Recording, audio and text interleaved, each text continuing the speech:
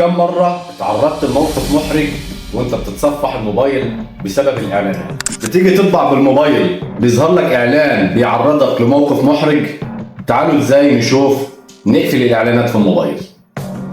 هنروح على شاشة الموبايل، هنختار الإعدادات، هنروح على الاتصال والمشاركة، هنروح على DNS خاصة، هنروح على محدد DNS، هنضغط على عنوان DNS وهنكتب العنوان ده dns.adguard.com ونعمل حفظ ونخرج بره خالص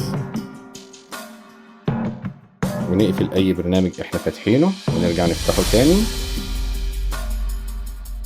وكده هنلاقي اي اعلانات منبثقة اتلغت.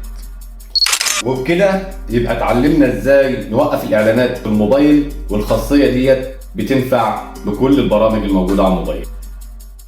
اعمل لايك ومتابعة علشان يوصل لك كل جديد.